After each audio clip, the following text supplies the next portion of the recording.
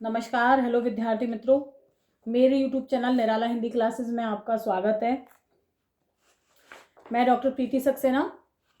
आज एक नए टॉपिक पे बात करेंगे, काव्य रीतियों के विषय में बातचीत करेंगे। और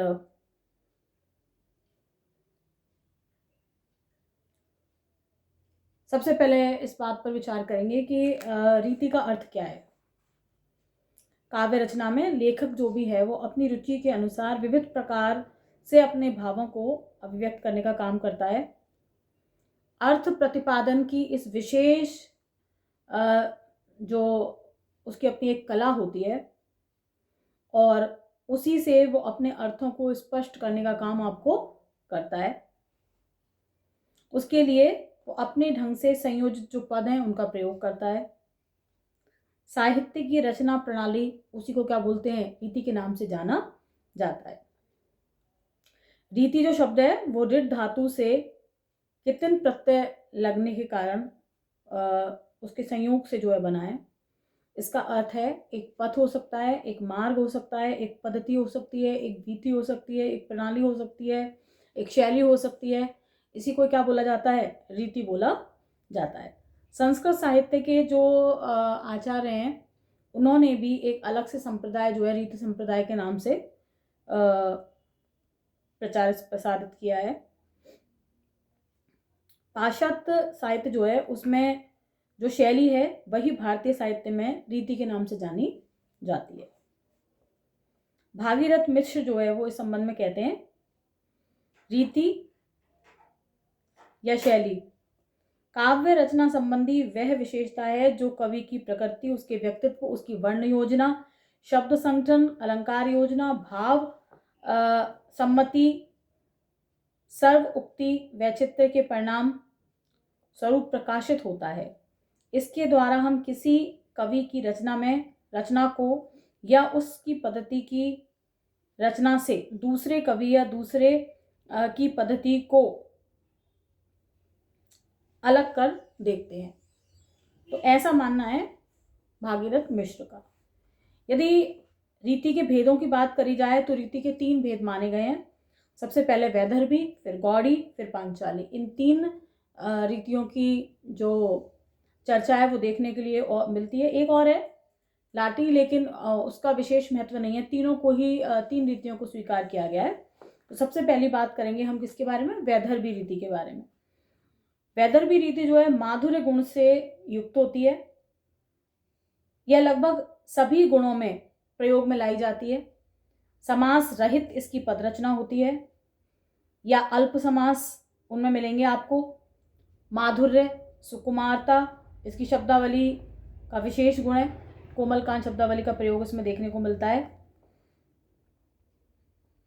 भावों और रसों की योजना करने वाली है, ये सरस है। इसी को वैदर्भी रीति कहा जाता है। किसी समय विदर्भ प्रदेश था, वहां की रीति हुआ करती थी या इस रीति में वहां काव्य रचना की जाती थी। इसी प्रादेशिकता के आधार पर इसका नामकरण हो गया है वैदर्भी रीति। सर्वोत्कृष्ट रीति मानी जाती है, सर्वोत्तम रीति मानी जाती है। दंडी ने वैदर्भी रीति को सर्वगुण संपन्ना बताया है। इंपॉर्टेंट बात है, वैदर्भी रीति को दंडी क्या बताते हैं, सर्वगुण संपन्ना रीति बताते हैं। इसकी विशेषता जो है उसमें आप ये मान सकते हैं कि समास रहित पदावली, माधुर्य गुण से भरपूर, सुकुमार वर्णों का प्रयोग इसमें देखने के लिए मिलता है। समासों का अभाव इसमें मिलता है। कोमलकांत पदावली का प्रयोग इसमें देखने के लिए मिल जाता है। रागात्मक भावों को अभिव्यक्त करने की क्षमता इसके भीतर होती है। जहाँ श्रृंगार के संयोग पक्ष का निरूपण हो, मधुरता की बात करी जाए, वहाँ वैदर्भी रीति होती है।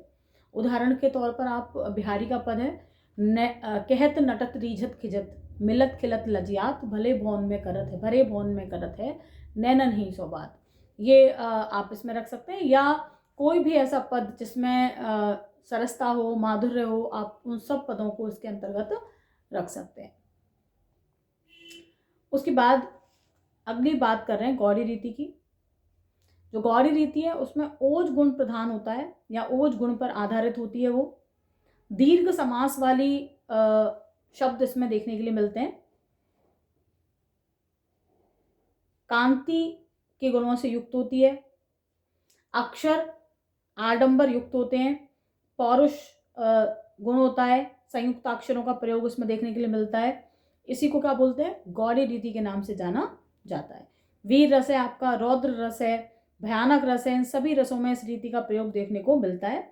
इस रीति में ओज गुण की प्रधानता देखने के लिए मिलती है। अलंकारों और समासिक पदों का बाहुल्य यहाँ पे देखने के लिए मिलता है और संयुक्त वर्णों का प्रयोग इसमें देखने के लिए मिल जाता है। कठोर वर्णों का आगमन यहाँ होता है। महाप्राण जो ध्वनियाँ होती हैं यहाँ देखने को मिल जाती है। पौरुषवृत्ति जो है वो भी यहाँ देखने को मिलती है और ये सब इसकी विशेषताएं आप मान सकते हैं। प्रसाद के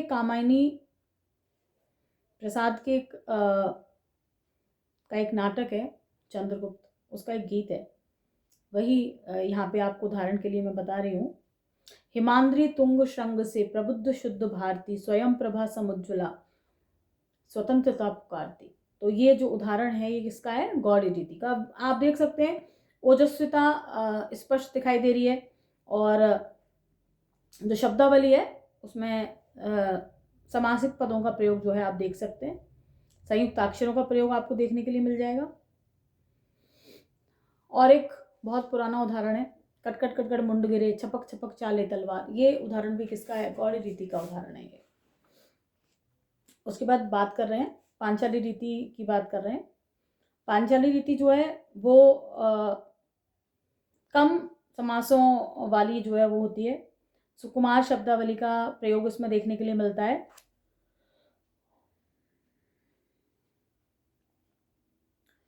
और साथ में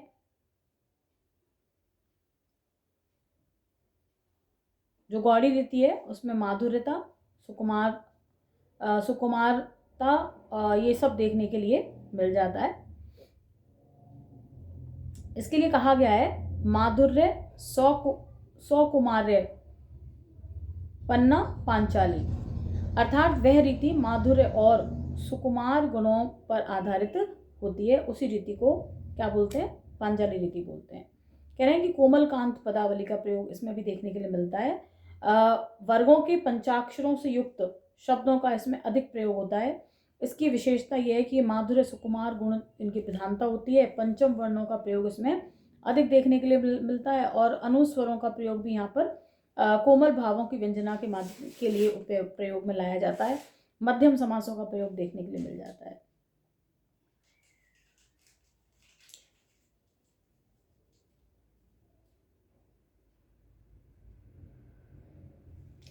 उदाहरण, नीकी पे फीकी लगे बिन अवसर की बात, जैसे वर्णन युद्ध में नहीं श्रृंगार सुहात। तो इस तरह की जो बात है वो देखने को मिल जाती है। और वैसे देखा जाए तो लाठी को आप चौथी में रख नहीं सकते हैं, चौथी रीति के रूप में, लेकिन लाठी के बारे में भी जान सकते हैं आप थोड़ा सा। जो लाठी रीति है कोमल पदों वाली उचित समास से युक्त विशेषता प्रधान वर्णन शैली, उसको लाठी कहते हैं। वैदर्भी और पांचाली के बीच की रीति कह सकते हैं आप इसको। उदाहरण के तौर पर, थके नयन रघुपति छवि देखे, पलकनी हूँ परिहरी निमेशे। तो यहाँ पे लाठी रीति का प्रयोग देखने के लिए मिलता है। और ग्रामर का बहुत सारा अंश ऐसा है जहाँ पर रीतियों का प्रयोग जो है आता है या प्रश्न आते हैं रीतियों के विषय में। फर्स्ट ग्रेड सेकंड ग्रेड की परीक्षा में तो आते ही हैं, तो इस हिसाब से भी विशेष है रीति वाला टॉपिक। और कभी अलग से एक बार मैं कुछ उदाहरण महत्वपूर्ण तीनों रीतियों के आपको अलग से किसी वीडियो में बता दूंगी। आशा है कि वीडियो आपको पसंद आएगा। प्लीज़ जब भी आप वीडियो देखें तो लाइक शेयर कमेंट तो करें ही, साथ में कमेंट करके ये भी बताएं कि वीडियो आपको कैसा लगा। तो आए पहली बार तो लाइक शेयर सब्सक्राइब